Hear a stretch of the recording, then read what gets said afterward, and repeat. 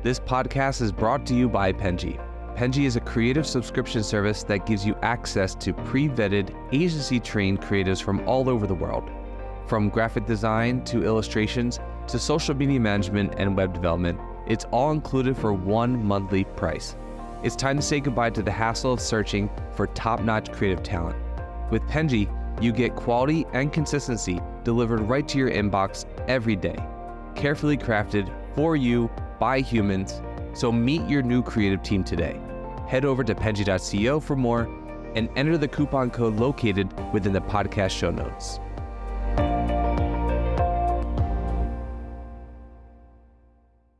Hello, everybody. Welcome to the First 100 podcast. This is where we explore the journey of entrepreneurs, business owners, agency leaders, and so many more people as they share with us the strategies, the challenges, and the triumphs that have led them to secure those first 100 customers.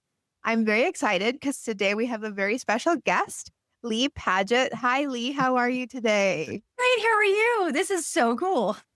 This is really cool. I'm very excited to have you. I'm actually a really big fan of your business, so this is huge for me. You. For anybody that doesn't know who you are, that doesn't know about Busted Bra Shop, I'm going to give you a little bit of space just to tell us about you and what you do. So, Okay. floor is yours. Thank you. So I'm the CEO and founder of Busted Bra Shop. My name is Leigh Padgett. I'm an old chick who lives in Detroit. I'm a disabled veteran. I served in the United States Navy, loved every second of it, but realized that even in that space, women were having a very difficult time finding a place to get great support for their bras. We moved to Detroit in the early 2000s, and I had a coffee shop there. And this lady came in and she was asking me for a bread tie. Turns out she was a judge. Her last bra had broken, and that planted a seed in my head that women in Detroit did not have a place to buy a bra. So that's where it started. We opened in 2013 with like $12,000 in our pocket to buy bras and a card table, old cardboard boxes I covered with pleather to make them look like counters. And we started selling bras. And now we have 6 stores, one on a military base in Kentucky. It's in Fort Campbell. About to open up another one over in Washington, in the Washington area. It's called Fort Belvoir, and we will be serving veterans there as well as in our civilian stores in Chicago, Detroit, Ann Arbor. Yeah, that's us. Amazing. Yeah, you answered my first question, which was how did the idea come about? Very interesting story. I actually wanted to ask you about the name Busted Bra Shop. Where did that come from, or how did you decide to pick that name specifically? So I have one of those really kooky imaginations that people have to, or they feel like they need to tamp down all the time. And one morning, it was like 2:30 in the morning, I woke up, I shook my husband and said, I got it. It's called Busted. We're opening a bra shop called Busted. And I don't know where it really came from, except from the deep, dark suppressions of my head somewhere. That's great. No, yeah. So I also wanted to know, the bras that you sell, what gap specifically did you see in the market that you were trying to fill, or that you were trying to fill with your business? I know you felt like women in Detroit didn't have bras, but obviously there were other bra shops. What do you think? Did you feel other bras were lacking? There were no other bra shops here. Really? In the entire city. No. There wasn't. I mean, you have to imagine this was 2006, 2005. And when we came back in 2011, we opened up the store in 13. There were no bra stores then. There's no mall here.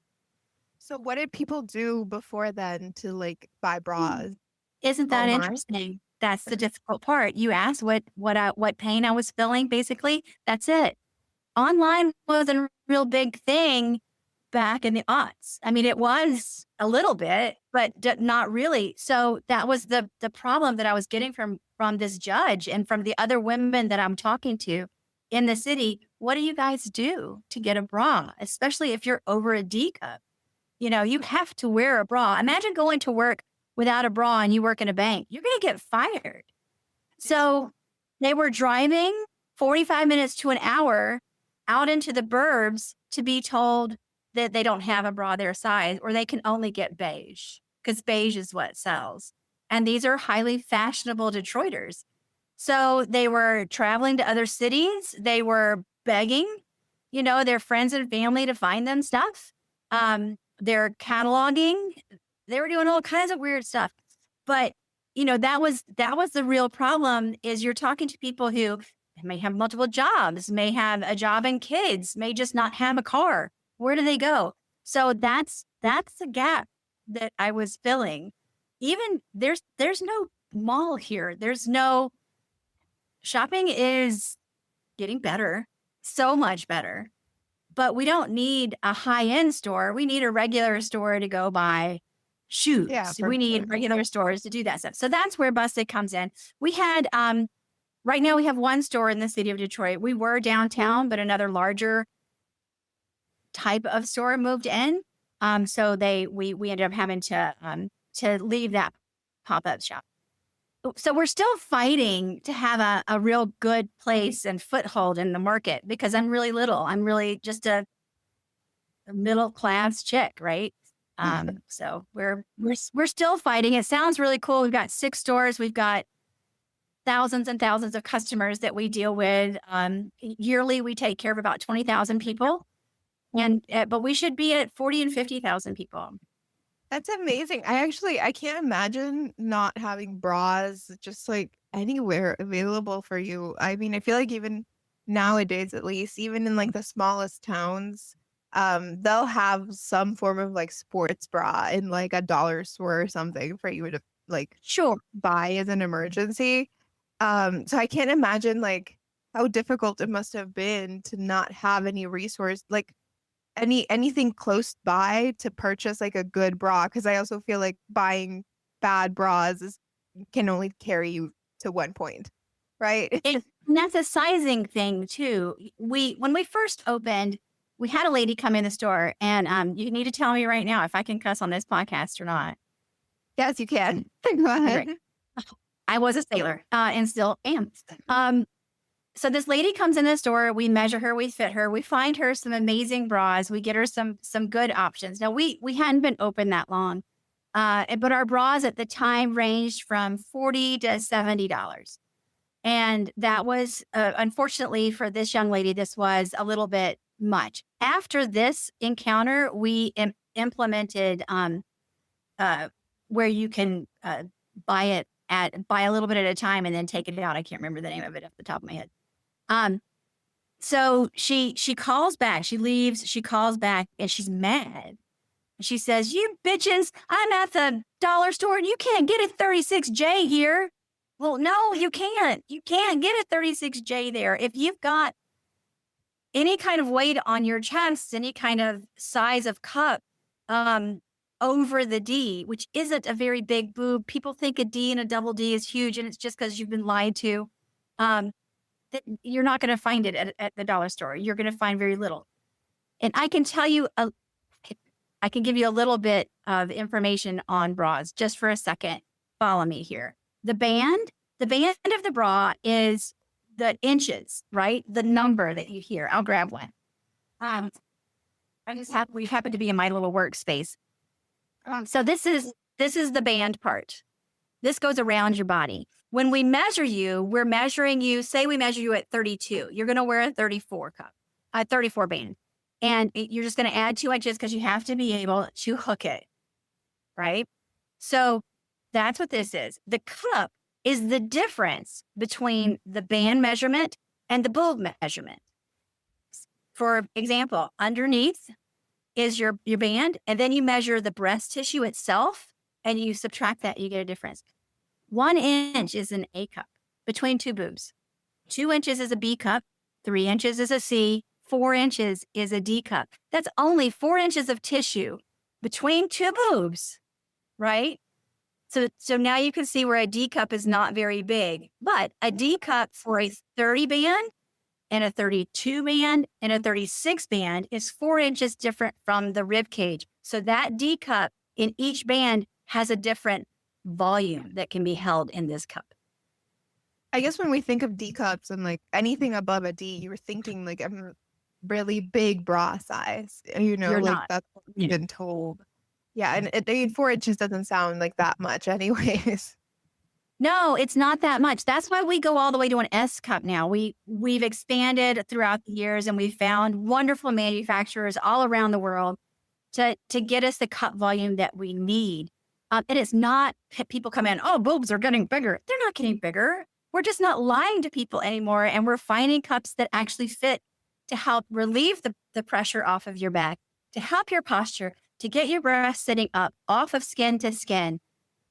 So I go really down a rabbit hole when I start talking about cup volume, because we have over 200 sizes. Most stores, most Amazing. national brands have 66 sizes. That's it. I think it's very like I admire the inclusiveness. I think in the past, and especially with clothing, we've seen a lack of inclusiveness in a lot of different types of things. Like, those one size fits all dresses and shirts, they're not one size fits all because it's No. impossible to have like a shirt that's going to fit everybody with, all of these different kinds of body shapes and things like breasts that vary a lot, and they change the way that you're going to purchase clothing, right? If you have a And, bigger chest than if you have a smaller chest. and thank God we're all unique. Yeah. Thank goodness we all have something that makes us different. And it might be your boobs, it might be your height, it could be whatever. But that does make things fit differently. And yes, we've been inclusive since the beginning. We didn't just jump on some kind of bandwagon. Oh my God, now we get to be exclusive. Inclusive. No, we have been inclusive since the beginning, not just with size, but also with color choices.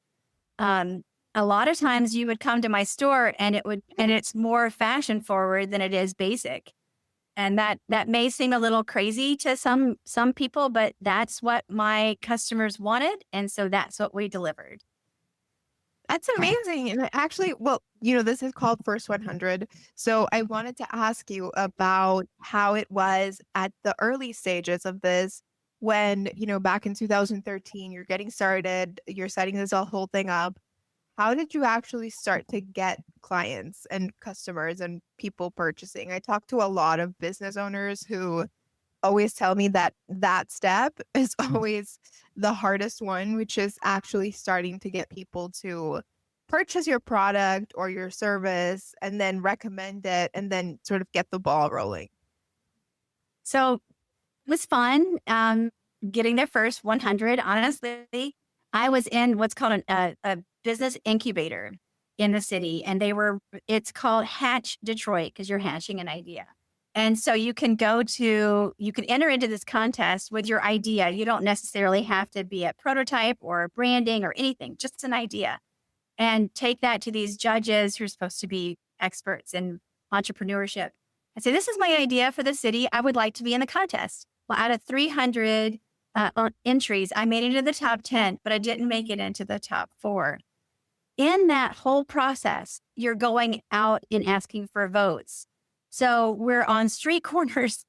We're the social media was really getting going and getting started. And I was doing as many videos as I could and putting it out on my Facebook page, begging and pleading friends. So once we lost, that pressure was off, but I lost my job because my boss was like, oh, so you want to open a bra shop? Yes. And I ended up telling my husband, we're going to have to figure this out because I've said I'm doing it. So I have to do it. Where we were living, I went to the landlord. We were in an apartment building in Midtown Detroit. And I said, do you have any kind of business suite that I could rent down here? Because he had a bunch of offices and stuff. I said, well, there's this little 200 square foot space. There's no windows. You're not going to want it. I'm like, I'll take it. That was like $150 a month or something crazy. Took a card table. I started calling vendors going, hi, I'm opening this bra store up. We got our name, our LLC, because one of my friends is a lawyer and she's like, I'll help you. Now she's one of my business partners. And we got 2 different vendors to say yes. 2 vendors started sending me bras and panties. And I borrowed money from friends. So 12 grand, like I said earlier, we bought as many bras as they would let me have. And we started taking appointments. And one after another, people started walking out of that office with pink bags, just selling a bra, buying 2 more, selling a bra, buying 2 more. And we made people happy and they talked about it. But remember, we're a unicorn at this point in the city. So women are talking to women. Hey, there's a place you could buy a bra. Hey, she has something that's pretty. I had gorgeous things. So the landlord, he was so nice, and he no longer owns this building. But he said, hi, I've got a storage unit in the back of this space that used to be a hair salon. So it's got these rooms that could be your dressing rooms. I'll do the construction. Let's get people over there. He had women in his family who wanted to shop with me but didn't want to come into my little office. So he did all the hard work, moved me in a month later, and I had 1,400 square feet. So we started inviting more people, have private parties. So you would come into the store, you'd love what we do. I'm going to say, bring 8 of your friends. I'm going to give you gifts and drinks and treats, and you can bring your kids because we have enough space for them to just play. And that's what we did. And all of a sudden, in the first year, we hadn't just seen 100 people. We had seen several thousand people. It was phenomenal how much word of mouth is, how important it is. And then just getting on Facebook, the very, very beginning, and saying, hey, we're here. Look at what we've got. And we had fun. That's So amazing. yeah, that was really the first 100 was word of mouth and me tap dancing on corners. That's incredible. I mean, I think the fact that you had a landlord that was also willing to sort of help you expand is huge. Because most landlords usually don't like it when people touch their space. They're not going to sort of help you with that. So I think that's like, to me, that was like the biggest thing that stuck out. You know, it was like someone actually getting there and helping you set up a place to actually have people try clothes on and stuff like that. I think when you're buying bras, that's like a huge thing too, like trying it on first. Oh, yeah, it's massive. Once you try it on, it's easier to buy online. We have that. Yeah. That happens a lot. In 2020, we turned on our website because people couldn't come in anymore. And our customers from really all over the country started just ordering them online because they already knew what fit. So that is a little difficult in what I do, is that you need to touch it, feel it, try it on, love it. But if you can get to a bra boutique, I highly recommend it. Any bra boutique. They're going to measure you. They're going to fit you. And there's only about 250 private bra boutiques, specialty bra boutiques around the country that do what I do. So, Wow. and yeah, about 250, maybe 300, but the ones that come to the different conventions where we're all learning and continuing to bring our employees, there's about 250. That's a small group. I would think there's more. I mean, the country's also so big. You would imagine that Right. there's like a bigger amount of like boutiques that, you know, give like a catering towards bras and sizing and stuff like that. And like you said, I definitely think that knowing your size is going to help you if you're going to do online shopping, because if not, you're kind of just shopping blindly and hoping that this is going to fit. Right. Right. Yeah. And returning things is complicated when it comes to Annoying. shipping. Right. Yeah. Actually, I also wanted to know, since you also talked about providing so many inclusive sizes, how complex, or can you tell me like how difficult or easy maybe it was to source and provide all of these inclusive products? Because I feel like you can have that desire, but I think when you're actually implementing, maybe I mean, I don't know. I wonder. I imagine it might be difficult to find vendors and provide like, you know, like actual people that can have that kind of inclusive sizing unless you are doing the production yourself. Right. And doing the production myself. I'm not a bra designer, so I would That's love really to. complicated. Yeah. I would love to. And I do work with factories that will self-label stuff for me. So that is the future. Finding them, I found a lot of them because I had worked in a bra shop in North Carolina at one point, and that was on purpose. I did that so that I would learn the business. And then when I moved to Detroit, I started calling them. Now, they didn't want to talk to me because I didn't have a bra store. I didn't have an actual open store yet. So getting the two that did let me buy from them was groundbreaking for me. So then I find this convention in New York that I go to a couple times a year called Curve. And that is where the specialty bra boutiques go and find and source their bras from around the world. There's also one in Paris, and I will frequently get invited to come to Paris, mostly so that I go and get a lot of work for social media because I can see the same people in New York, or I get to go to the factories, which is way cool. Just being able to see where things are made and to talk to the designers and influence them in some form or fashion to get them to make even more volume in their cups. Great. So going to Curve up in New York is awesome. And then the suppliers, the vendors will come to you. Once you start opening up your doors, they're going to start knocking on your doors, especially if you are someone that is really passionate about their type of product. I hope that Yeah, I answered your mean, question. obviously, like suppliers are also trying to get customers. I was just curious because I feel like I interview a lot of sort of e-commerce and B2B businesses, stuff like that. And they've always told me that if they're not producing a lot of products themselves, a huge problem that a lot of businesses face is finding vendors and finding people that can provide a certain product that they're trying to sell. I had this one person who told me that he had to like basically talk to this like his vendor and convince him to expand to making this like specific thing that he wanted to sell because he thought it was going to be really big, but it was like a whole process of having to talk to like do it. So I was just curious if you had that same problem or, like where you came from, like, because I do feel like, especially like back in the day, I think nowadays it's probably easier, but back in the day, I mean, inclusive bra shopping was a lot harder. So I imagine it was harder then than it is probably now. So I can tell you that I stumbled upon Polish bras in the very beginning. And the Polish bras were made with a nice full cup volume and smaller band. So I got an email from this lady and she said, "Hey, I'm in South Africa and I get my stuff made in Poland. I'll send it to you." And she sent me some and I loved it. And so we started selling her products in the sizes that we couldn't find.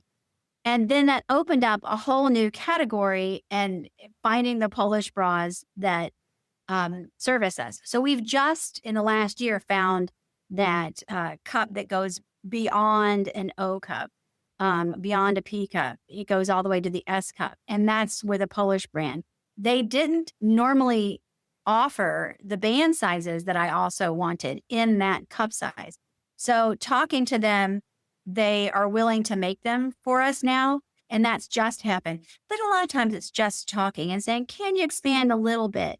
Can you expand a little bit?" If you ask them to expand, or if I asked a company to expand 10 cup sizes, that's outside of their range. So Yeah. earlier in the podcast, we talked about the ratio. So really going one more cup size up in a band is not quite as difficult. So yeah, sometimes it's just talking. But there's a company called Alomi. Alomi their designers are amazing and they're beautiful, beautiful items. Now that I'm established, now that we've been there 11 years and we have a proven track record of finding new customers and being able to continually getting those bras on people, now they call me and listen to me and ask what my opinion. So we ask for thongs for people who are over an XL. Where are the thongs? There's only a couple of companies that make thongs or G-strings that go up to a 4X. Now you can find different collections with many options, not just Brazilians, but thongs and G-strings. And they're putting them on the runway, which is fabulous to see those things move because it just shows you how comfortable they can be for your clients and gorgeous. But they also said, "What do you need?" And I said, "I need a bigger cup size in a couple of different bands." I got a little bit of pushback where they were said, "Prove it." I said, "Okay, let me get you in touch with some of my customers and my employees." I have a particular employee who is a 36 double K plus plus. She's not a double K anymore. It's a little bit more. Um, and so they started sending her prototypes, and they brought her up to New York, and she met the designers from England. And now they have a bra that's going to be coming out called the Jada, after Jada. Good story. Wow. I mean, amazing for Jada too. Because like imagine like she had such a hard time finding bras before and now she has one made for her. Made just for her. Every once in a while, we would get something that would really be spot on. And the Polish bras worked for her great. But yeah, to have something that's made just for her body type, and also gives her the style that she was really looking for. And they Yeah. asked her, what is your opinion? How comfortable is this? Can you wear it for 3 months? And she's pretty special, and she's one of our best bra fitters. That's actually very interesting that you said that, and I might go on a tangent. But I just reminded me because my sister is bigger than me. I'm pretty skinny, but she's like, I'd say she's just chubbier, and she has shared with me a lot of the problems that she has with finding specifically underwear and like with clothing in general, because she says like, she's like, I feel like plus size clothing is not stylish, like, and like plus size bras are like for grandmas. And, like she's 24, like she doesn't want to be looking like she's 65, but she like will go shopping to a normal store, like if she goes to like a Macy's or something. And she hardly finds things that are flattering or good, or like, she tells me like, I sometimes have to think more about the fact that it fits me over the fact of whether I like it or not, because I don't have the option to choose whatever I can from. And I think that's that's why I think what you're doing is very important. Well, thank you. And she's our perfect candidate. Happy bodies, and happy bodies make you feel better and more confident through the day. I am not considered a plus size person, but my butt is, and my hips are. I'm only a size 10, but in the underwear industry, I'm an extra large. And so when you get into that 12, 14, 16, 18 sizing, where do you go if a size 10 is an extra large, which drives me crazy. So we have actually up to a 10X in panties that match bras. So getting a matching set for a lot of our clients is something that they struggle with. And when we find them something wonderful, just tears in the dressing room. And it's one of the most wonderful things to be able to make people happy. And it's not something that you should expect. You should expect to be able to find something. Yeah. It just, I wish I could open up 1,000 of these things across the country. So hopefully your sister is somewhere near one of our locations, because we can surprise and delight her like nobody's business. I'll ask her. I live overseas, so no, but if we ever visit America, I will definitely tell her, so that we can go. I think she would. So really after this is over, tell me where you are, and I will send you to a bra store or to a collection where you are, because I know bra stores all over the world. Amazing. Yeah, no, for sure. Thank you so much, Leigh. Before I let you go, I do have a game prepared for you. Oh God, okay. So these are not questions about bras. These are not questions about businesses or marketing. This is just for fun. We're going to do a rapid fire. I'm setting up a timer on my phone. And we're going to see how many questions we can get through in 1 minute. It's 20 questions. And just tell me the first thing that comes to mind. Okay. I'm trying to see which guests can actually get through the 20 questions. So far, the answer to that is nobody. I think the longest we've gotten has been 13. So let's see how you do. This is not going to be great. Okay. The questions are really funny. So not funny. It was just like they're basic questions. So don't worry too much. I'm going to start. Okay. Okay. Coffee or tea? Coffee. Early bird or night owl? Both. Favorite social media platform? Instagram. Go-to karaoke song? Oh my God, crazy. By Patsy Cline. Books or podcasts? Podcasts. One word that describes you. Pink. Dream vacation destination. Germany. Most used app on your phone. Instagram. Favorite emoji. Happy. What's your hidden talent? I sing a lot, actually, all the time. Go- And whistle like a son of a bitch. Go-to comfort food. Apples. Superpower you'd want to have for a day. Being able to lift anything I wanted. Oh, it's time. So we got through 12 questions. Not bad. That was actually pretty good. Everybody did my karaoke question. I should probably remove that. Oh, it's good. Because nobody knows what to say. Like, everyone's like, I don't know. But you did great. You got like the second best one because the best one was 13. So you did great. Well, thank you. Thank you. So, Leigh, before we finish the podcast, I also wanted to give you the space for anybody watching and listening that is in Detroit or in any of the areas where your bra shop is, or if they want to shop online for it. If you want to plug anything, if you're looking for employees and maybe you want to like ask for people to send their resumes, the floor is yours for whatever it is that you want to tell people. Well, I will tell you that we do help people fit virtually. So don't be afraid to give us a call. But I will also say that I'm writing an ebook on how to buy lingerie for your lover because we had so many people that come in and they're uncomfortable finding something for their lover. So I'm trying to give a guide on how to not be creepy and how to make it really easy and delightful for them. So watch for that. We are doing as much long content as we can so that people can learn about our industry.